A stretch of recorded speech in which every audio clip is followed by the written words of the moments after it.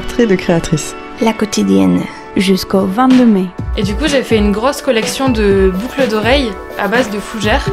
Du savoir-faire toulousain et féminin. Mon acte de devenir céramiste. Portrait de créatrice. La quotidienne, jusqu'au 22 mai.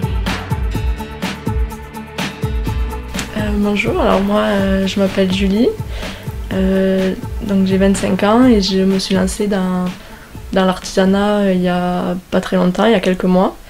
Et au début, en fait, j'ai commencé par faire des bijoux avec des coquillages. Après, en fait, je me suis intéressée pas mal à l'écologie.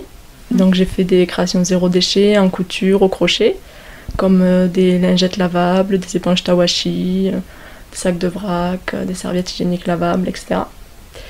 Et après, en fait, j'ai commencé à faire des clitoris. Donc en fait, je les sculpte à la main en argile polymère. Et voilà, donc j'essaie de les rendre esthétiques, colorés pour dédiaboliser cet organe. Et voilà. D'où vient cette idée de faire des petites créations? Quel a été le déclic? De me lancer dans l'auto-entrepreneuriat, c'était... en fait, j'ai fait un master développement logiciel. Et j'ai fait des études un peu pour faire des études sans grand intérêt. Sauf que comme j'y arrivais, c'était plus simple de continuer. Sauf qu'après avoir eu mon master, je me suis rendu compte qu'en fait, j'avais pas envie de faire ça. J'ai préféré ne pas me lancer. Et c'est là que j'ai décidé de créer une entreprise.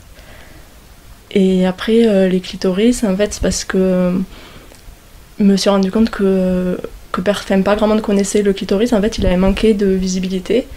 Et donc, c'est pour ça que je le représente. En fait, je fais une représentation physique et complète de l'organe pour qu'il ne se limite pas à son gland.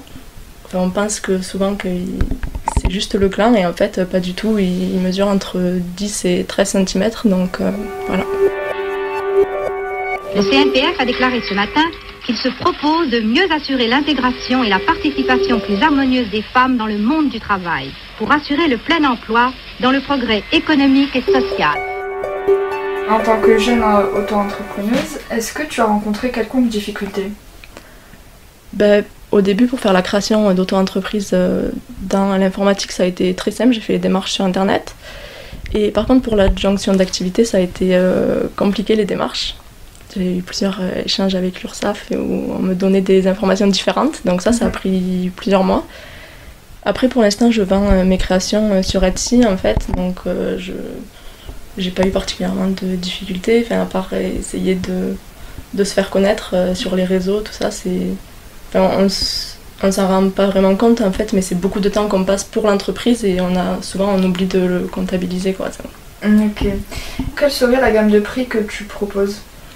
Par exemple, pour les clitoris, en fait, je les fais en boucle d'oreilles, collier, pins, porte-clés, manettes, tout ça. Et ils sont sur Etsy entre 10 et 15 euros. J'aimerais savoir ce que t'évoque le marché des créatrices. Un lieu de confiance où il n'y a que des femmes, et donc on est forcément plus à l'aise. Et donc un lieu de bienveillance. Quelles seraient tes perspectives? Je sais pas trop, parce qu'en fait j'ai beaucoup d'idées, j'ai toujours envie de faire de nouvelles choses. Donc voilà, j'ai plein d'idées. Par exemple, j'ai commencé à faire de la linogravure. Donc c'est de l'impression avec un peu comme des tampons, en fait. Voilà, après j'ai commencé à faire des créations en fleurs séchées aussi. En fait, j'ai plein de projets. Voilà. Ok. Et par exemple, des projets d'agrandissement, de développement de l'entreprise, ou pas du tout? Pour l'instant, en fait, c'est mon activité principale. Okay. Mais je trouve qu'il me manque quand même un contact humain parce que je fais ça chez moi. Mais je suis pas sûre que mon entreprise, j'ai envie que ce soit toute ma vie. En fait, j'aimerais bien travailler à côté dans une association à mi-temps et à côté avoir mon entreprise. Alors, vous pouvez me trouver sur Etsy ou sur Instagram sous le nom de Coquillage et Clitoris. Ok, super, merci. Merci à vous. C'était Portrait de créatrice. La quotidienne, du savoir-faire toulousain et féminin. Mon acte de devenir céramiste. Portrait de créatrice. La quotidienne, jusqu'au 22 mai. Coproduction Parle avec elle et Radio Campus. Mai 2021.